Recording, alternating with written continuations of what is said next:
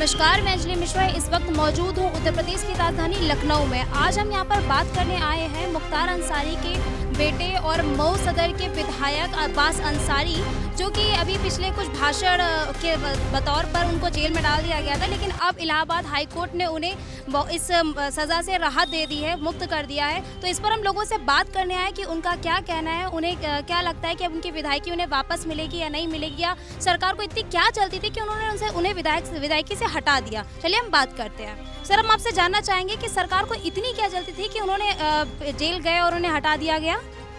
वो अपनी पार्टी की छवि को सुधारने के लिए किया जा रहा है कि आप जेल जाएंगे तो हटा दिएगा, आप आ गए तो अगर वो उन पर कोई आरोप नहीं लगा तो उसको दोष मुक्त हो गए तो पार्टी में शामिल कर लिया जाएगा। ये तो अच्छी बात है। तो आपको क्या लगता है कि सरकार हिंदू मुस्लिम करने में ज़्यादा विश्वास रखती है या फिर ये कोई और प्रोपेगेंडा है उनका? तो है ही, सरकार तो हिंदू मुसलमान कर ही रही है। वो 80-40 ये 20 दुनिया में कोई काम करती नहीं है, सिर्फ हिंदू मुसलमान करती है। और ये भी जो चाहती है वो ये मुद्दा देखती है कि कौन सा मुद्दा हिंदू मुसलमान वाला हो, और वो उसको प्रॉफिट भी देता है, और जाति वाला भी प्रॉफिट देता है, धर्म वाला भी प्रॉफिट। ये हमारे लिए बड़ी दुख की बात है कि पब्लिक के लिए कोई काम ना करो, और हिंदू मुसलमान करो या जाति का करो, और इसमें राजनीति करो। वो बहुत इजी पॉलिटिक्स है, तो लोग इजी पॉलिटिक्स कर रहे हैं, और कोई पॉलिटिकल पार्टी हो, सारी पॉलिटिकल पार्टी कर रही है। तो इजी पॉलिटिक्स नहीं करना चाहिए। पब्लिक को एम्पावर करने के लिए आपको काम करना चाहिए, पब्लिक को एम्पावर करने के लिए आपको कानून बनाना चाहिए, जिससे पब्लिक का ग्रो हो। स्कूल बनाने चाहिए, स्वास्थ्य शिक्षा में काम करना चाहिए, मेरा ये कहना है। हम आपसे जानना चाहेंगे कि केंद्र सरकार अभी हाल ही में आई है, तो उसका एक नया बिल पास हुआ है। उसने कहा है कि मुख्यमंत्री जैसे पद पर कोई भी व्यक्ति है जो 1 महीने से ज़्यादा अगर जेल में रहता है तो अपने आप को विधायकी के या किसी भी अपने पद से हटा दिया जाएगा। तो आपको क्या लगता है कि ये जो बिल आया है, बिल पास हुआ है, ये कहाँ तक सही है और इससे आप कितने सहमत हैं? बिल्कुल ये होना चाहिए। जब अपराधी सरकारी नौकरी से निकाल दिया जाता है, अगर किसी के कोई सरकारी नौकर अगर जाता है और वो उसको सज़ा हो जाती है या 1 महीने के लिए जेल में जाता है, उसको चाहे चपरासी हो चाहे जो, उसको जब हटा दिया जाता है तो ये नेता है क्या नेताओं के लिए अलग थोड़ी कोई संविधान में वो व्यवस्था की गई कि नहीं, नेता है वो चाहे जितना बड़ा अपराध करे वो जेल के अंदर है। जेल जैसे कि अभी अरविंद केजरीवाल दिल्ली की सरकार को चला रहे थे कि अरे तुम पार्टी में और भी थे, दूसरे को तुम्हारे ऊपर अगर ब्लेम लगा है, अभी लालू प्रसाद यादव जी ने भी उसमें चला है जेल में रह करके, तो ये नहीं होना चाहिए। लोकतंत्र में ये लोकतंत्र की हत्या है, ये जनमानस की भावनाओं के साथ खिलवाड़ है, जनता के साथ खिलवाड़ है। ऐसी व्यवस्था होनी चाहिए, चाहे मुख्यमंत्री हो चाहे मिनिस्टर हो, अगर वो उसको जेल होती है तुरंत उसको बर्खास्त कर देना चाहिए, चाहे विधायक हो, चाहे जो जब आम आदमी के ऊपर ये चीज़ लागू हो तो उनके ऊपर भी लागू होनी चाहिए। उसमें वो कहीं अंते से तो आए नहीं। आज तुमको जनता ने चुन लिया तो आज तुम मुख्यमंत्री हो गए, कल तुम भी पैदल हो जाओगे, तुम हमारे बराबर रहोगे, वो अलग चीज़ है, तुमको प्रोटोकॉल मिलेगा वो तो तुमने किया। तो ऐसा नहीं होना चाहिए। इस देश की यही विडम्बना रही है कि संविधान में ये कोई व्यवस्था नहीं की गई कि नेता चाहे जितना बड़ा अपराध कर ले उसको किसी तरह का दंड नहीं दिया जा सकता। ये कहाँ का संविधान सम्मत नहीं चीज़ है। इसको सही करना चाहिए। जो भी व्यक्ति अगर सजा याफ्ता अगर उसके ऊपर सजा होती है तो उसको तुरंत अपने पद से बर्खास्त। जब चपरासी को आप बर्खास्त कर सकते हैं जो सरकारी नौकर है, जब सरकारी नौकर हो सकता है तो तुम कहाँ से आए, वो उसको तो नौकरी है। तो इसलिए नेता के ऊपर नहीं लागू होना चाहिए। अगर मुख्यमंत्री हो चाहे मिनिस्टर हो चाहे जो हो, चाहे जनप्रतिनिधि, अगर वो जेल में जाता है तो उसकी वहीं से उसकी व्यवस्था गड़बड़ खत्म कर देनी चाहिए। जी, हम आपसे जानना चाहेंगे कि आप नहीं बताएंगे? बता पाएंगे? वोट चोरी को लेकर लगातार विपक्ष सवाल उठा रहा है कि वो वोट चोरी कर रहे हैं, तो इस पर आपको क्या कहना है? इसमें कितनी सच्चाई की क्या वाकई इसमें ऐसा कुछ हो रहा है या ऐसे वैसे एक अफवाह फैलाई जा रही है? ये सच्चाई है, वोट चोरी हुई है और इसको राहुल गांधी ने कई दस्तावेज पेश किए, उसको पकड़ा गया। बनारस में 11 लाख वोट पड़े हैं और मशीन में निकले हैं 12,76,000। उसी से चुनाव आयोग में प्रूफ दिया गया कि इतने वोट बढ़ती कहाँ तक। अभी राजस्थान में एक चेयरमैन जीते थे, उनको हरा दिया गया था। 2.5 साल बाद सुप्रीम कोर्ट से उनको शपथ दिलाई गई कि वो जो हारा था उसको जीत का दिया गया, जीता था उसको हारने का सर्टिफिकेट दिया गया, सस्पेंड किया गया। तो उसी से चुनाव आयोग का कि ये अमित शाह के चुनाव आयुक्त आदमी थे। इन्होंने सारे पूरे भारत में बेईमानी करा के सरकार बनाई। वही जो होटल लिस्ट बनारस में एक जो आदमी के 50 लड़के दिखा दिए गए, उसमें होटल लिस्ट पकड़ी गई कि 50 जो है इसके बच्चे हैं। उससे फर्जी से पकड़ा गया। जब प्रूफ सब मिल गए हैं उसके बाद चुनाव आयोग अब हरकत में आया, जो उन्होंने परसों कहा है कि अब बैलेट पेपर से चुनाव होंगे, अब मशीन से नहीं। अब उन्होंने अपनी गलती मानी जब सारे प्रूफ इकट्ठा हुए। सर, आपको क्या लगता है कि हमारा इस वक्त जो खाद्य चोरी का बयान लगाया जा रहा है, आरोप की खाद्य चोरी हो रही, खाद्य की तस्करी हो रही है, उस पर आपका क्या कहना है? किस पार्टी पर है, क्या है? विपक्ष लगा रहा है कि खाद्य चोरी हो रही है, हमारे भारत उत्तर प्रदेश से खाद्य को तस्करी किया जा रहा है। तो कोई नई बात है इनके यहाँ पे? तो कोई वैसा तो कुछ है नहीं कि आप जनता के हितों की बात करेंगे। ये इसी तरीके के कारनामे को अंजाम देते रहेंगे। शिक्षा, रोजगार, स्वास्थ्य, नौकरियां, महंगाई, सुरक्षा पे इनका कोई सरोकार नहीं है। ये जनता के मुद्दों पर नहीं बल्कि भ्रष्टाचार या कोई इस तरीके की बातें करना, जैसे आप खाद की बात कर रहे हैं, ये तो इंसानी जिंदगियों से खेलने का काम कर रहे हैं। वोट चोर देश पर बैठ चुका है, इसलिए नारा आज का बन चुका है, वोट चोर गद्दी छोड़। आज तो देश में ये जो लाना चाहते हैं, जो संसद में कानून नया लाना चाहते हैं कि भ्रष्टाचारी को बख्शा नहीं जाएगा, चाहे प्रधानमंत्री पद का क्यों ना हो। तो मैं तो भ्रष्टाचारी नहीं, प्रधानमंत्री तो वोट चोर, वोट डकैत है। तो सबसे पहले कानून की गिरफ्त में तो ये आएगा जब वो कानून पास हो जाएगा। तो प्रधानमंत्री खुद को ही जेल भेज दे, कानून बनाते ही सबसे पहले तड़ी पार अमित शाह चला जाए जेल। इनमें तो भ्रष्टाचार भाजपा में व्यापक है, ये कोई भी कानून लाएंगे। अच्छा एक बात बताइए, जेपीसी क्या है? ज्वाइंट पार्लियामेंट्री कमेटी है ना। मैं मानता हूँ जेपीसी है टैक्स बिन। आप ये देखिए, वक्फ बोर्ड का बिल साल भर से ऊपर हो गया, क्या कार्रवाई की सरकार ने? दरअसल ये मुद्दों से भटकाना जनता को, ये फालतू में कोई और चीज़ को, जो जरूरी मुद्दे हैं या जो देश में चल रहा है, जैसे आपका वोट चोरी चल रही है, उसको ध्यान बटाने के लिए आप एक नया कानून ले आए हैं और उसको जो आपने पेश किया वो पेश करके वो जेपीसी में चला गया। चलो भाई, कूड़ेदान में चला गया। अब जब आएगा जवाब तब आप आइएगा, फिर सवाल करिएगा, बताइएगा कि ये सरकार बिल्कुल निरंकुश है कि नहीं। ये लोग मुद्दों पे नहीं, मुर्दों पे सियासत करते हैं। मैंने कहा ना, इन्हें जनता के मुद्दों से मतलब नहीं है, इन्हें सिर्फ नफरत फैलाना है, हिंदू मुस्लिम करना है, ये इनके एजेंडों में है। इसी बुनियाद पे, नफरत की बुनियाद पे ये सत्ता पे आना चाहते हैं। तो खाद चोरी तो बहुत कम चोरी है। हमें यकीन करिए, अभी भगवान कृष्ण का परसों जन्मदिन था, वो माखन चोर थे।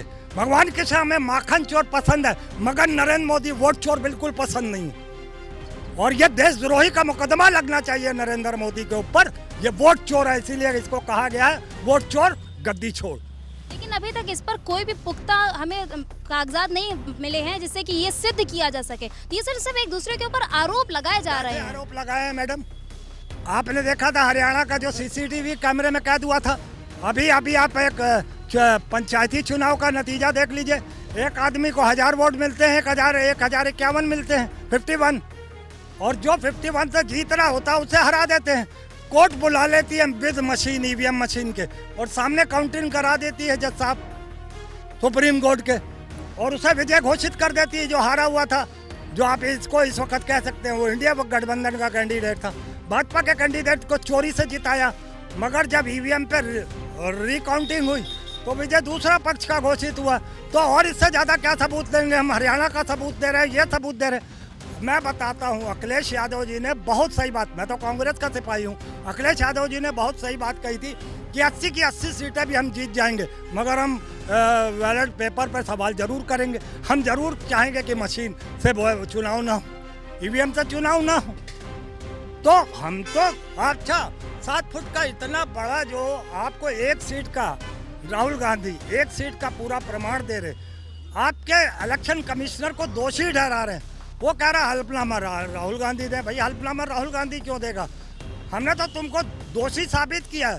अब तुम हल्फनामा लगा के कोर्ट में जाके अपनी सफाई पेश करो। वो इलेक्शन कमिश्नर राहुल गांधी से सवाल मत करो, या नाग ठाकुर से सवाल करो, जिसको तुमने 2 घंटे के अंदर अपनी वेबसाइट से उसको 6 सीटों के आंकड़े दिए और राहुल गांधी को 1 सीट के लिए 6 महीने लग गए मेहनत मशक्कत करते हुए, और तुमने 6 सीट पे तुमने 2 घंटे के अंदर उसको डाटा दे दिया और तुम्हारे सामने आ गया। क्या तुमने उससे सवाल किया कि देश से माफी मांगो?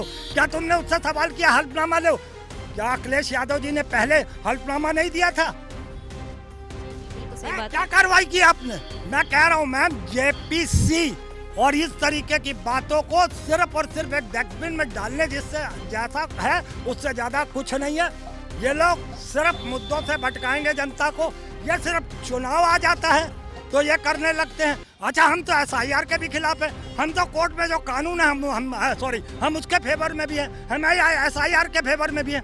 तो SIR को क्या बिहार में करना अभी जरूरी था जब चुनाव चल रहे? आप किसी और राज्य से शुरू कर सकते थे, हैं? अगले साल आ जाएंगे, अब बंगाल में SIR शुरू कर देंगे, वहाँ चुनाव है। और ये जो गुंडा एक्ट वाला कानून, जो भ्रष्टाचार वाला, मैं उसका भी समर्थन करता हूँ। क्या आप लाएंगे? आप पहले खुद फंस जाओगे। आपकी पार्टी में प्रधानमंत्री से लेके नीचे तक का मंत्री सब भ्रष्टाचार में पूरी तरीके से लिप्त है, और देश का प्रधानमंत्री तो वोट चोर है। सबसे पहले तो जेल वो जाएगा। जी, हम आपसे पूछना चाहेंगे कि हमारे जो हम आपसे पूछना चाहेंगे कि मुख्तार अंसारी के जो बेटे हैं अब्बास अंसारी, अभी हाल ही में एक भड़काऊ भाषण देने के जुर्म में जेल गए थे और इलाहाबाद हाई कोर्ट ने उन्हें छूट दे दी, उन्हें रिहा कर दिया है वहाँ से, तो अब उन्हें वापस से विधायकी मिल जाएगी। इस पर आपका क्या कहना है? देखिए, उन्होंने कुछ अधिकारियों को शायद धमकी दिया था कि सरकार बदलेगी तो बदला लिया जाएगा। वही बात अखिलेश यादव भी कह चुके हैं, वही बात राहुल गांधी चुनाव आयोग को कह चुके हैं अभी हाल ही में, कल परसों 2 दिन में। मुख्तार अंसारी का बेटा अब्बास अंसारी मुसलमान है, जेल में गया, कोर्ट गया, विधायकी जाने की डर है। राहुल गांधी पंडित हैं, कुछ नहीं हुआ। अखिलेश यादव हैं, कुछ नहीं हुआ। ये जो कानून है वो धर्म देख कर काम करता है। आप कहना चाहते हैं कि हिंदू मुस्लिम है? वही बात अब्बास अंसारी बोलता है तो जेल होती है, सदस्यता जाने तक का डर रहता है। वही बात राहुल गांधी और अखिलेश यादव बोलते हैं कानून क्यों नहीं काम करता। मैं अखिलेश यादव और राहुल गांधी का विरोधी नहीं हूँ, लेकिन इस कानून जो दोहरी नीति पे काम कर रहा है उसका विरोधी हूँ। क्यों अब्बास अंसारी के लिए अलग कानून है, राहुल गांधी और अखिलेश यादव के लिए अलग कानून है? ये तो सवाल मैं आम जनता के हैसियत से पूछना चाहता हूँ। भाई, भारतीय जनता पार्टी के लोग भी बयान देते हैं, ये समझ में आता है वो सत्ता में, सत्ता के आगे कानून नतमस्तक है। जब देश की सेना नतमस्तक हो सकती है तो कानून भी नतमस्तक हो सकता है, तो समझ में आता है। लेकिन जो विपक्ष के नेता हैं उनके ऊपर क्यों नतमस्तक है कानून, अगर अब्बास अंसारी के ऊपर एक्शन में है? तो इसका मतलब आप यहाँ पे ये कहना चाहते हैं कि सरकार हिंदू मुस्लिम जैसे विवादों को भड़काने का काम कर रही है? सरकार ही की देन है। इस देश में जो नफरत अंग्रेजों ने जो धर्म की राजनीति कर बांटा था, धर्म के आधार पर देश पे राज किया था, वही काम भारतीय जनता पार्टी कर रही है। लेकिन अफसोस हो रहा है, अफसोस इस बात का हो रहा है विपक्ष भी हिंदू मुसलमान के कटघरे में शांति हो जाती है, क्योंकि उनको लगता है कहीं ये उठना छिटक जाए, कहीं वो उठना छिटक जाए। अब्बास अंसारी के मैटर पे कोई भी पॉलिटिकल पार्टी साथ खड़ी नजर आई आपको? क्यों नहीं आई? क्योंकि अखिलेश यादव भी वही बयान दे चुके हैं, राहुल गांधी भी वही बयान दे चुके हैं। मेरा सवाल है आम जनता की हैसियत से, मुझे ये महसूस होता है कानून 2 तरह काम करता है, हिंदुओं के लिए अलग, मुसलमानों के लिए अलग।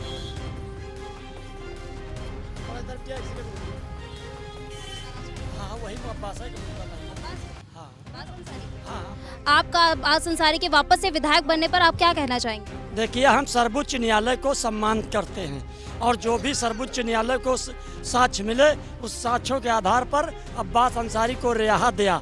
और इन्होंने जो कहा है कि राहुल गांधी पंडित हैं और अखिलेश यादव हैं, तो इस वजह से ऐसा कुछ ना होना चाहिए। न्यायालय पे और संविधान पे और कानून पे हिंदुस्तान की जनता का बहुत बड़ा भरोसा है। इस देश की आज़ादी में इसके संविधान बनने पे तमाम माताओं बहनों के सिंदूर बिंदिया और चुरिया त्याग के तब हिंदुस्तान सोने की चिड़िया हुई थी। सर्वोच्च न्यायालय ने जो आदेश किया है उसको सबको सम्मान करना चाहिए और अच्छा किया है न्यायालय ने।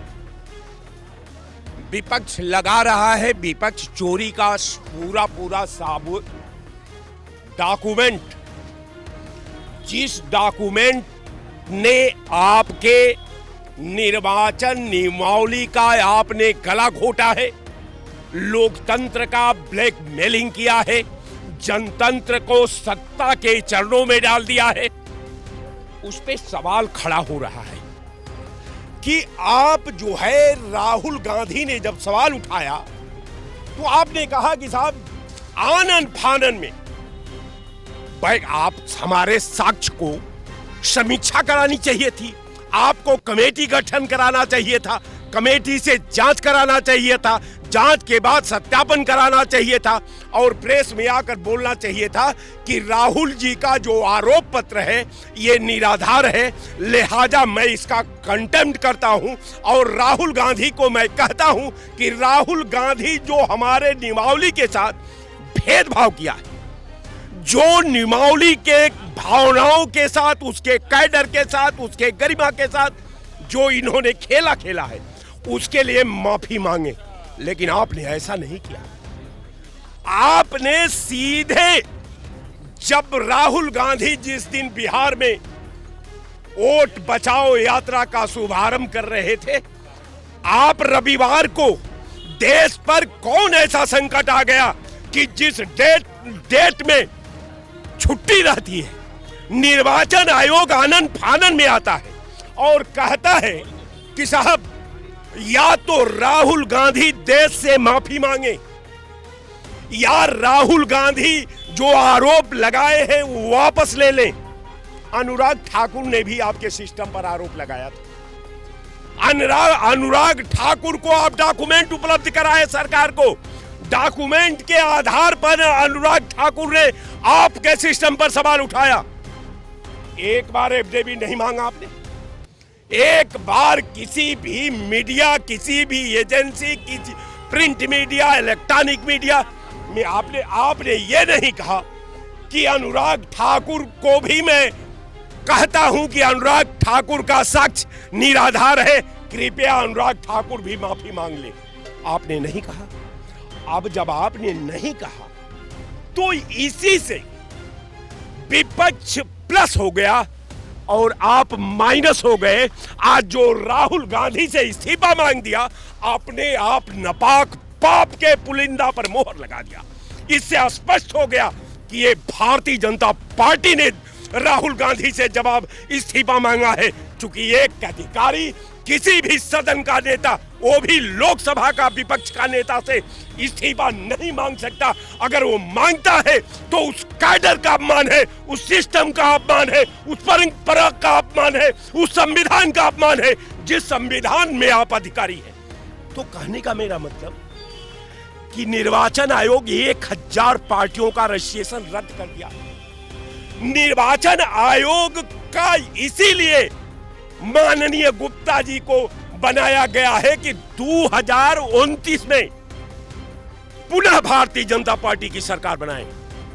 अब सवाल है कि लड़ना आपको बहुत बड़ा योद्धा से है। जी जी बिल्कुल।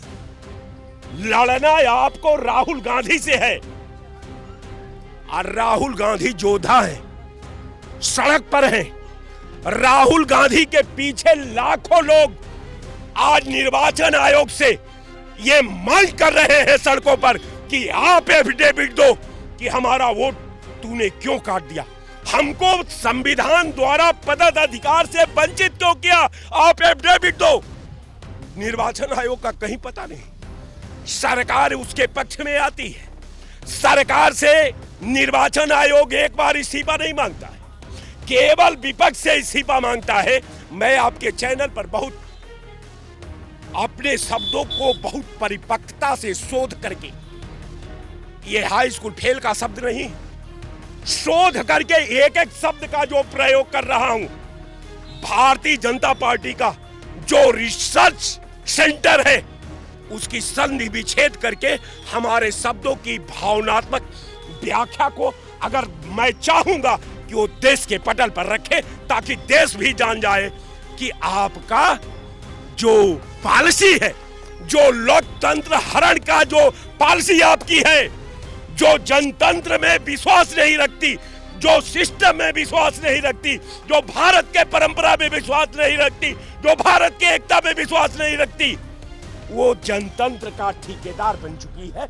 इसलिए मैं चाहता हूं कि निर्वाचन आयोग को जवाब देना होगा। एक जगह नहीं, हम राहुल गांधी ने कहा कि आप चाहे कहीं रहो, मैं तोड़ निकालूंगा और दुनिया की कोई ताकत तुम्हें बचा नहीं सकती। तो विपक्ष का ये पक्ष है। अगर आगे कोई सवाल है तो पूछिए। धन्यवाद।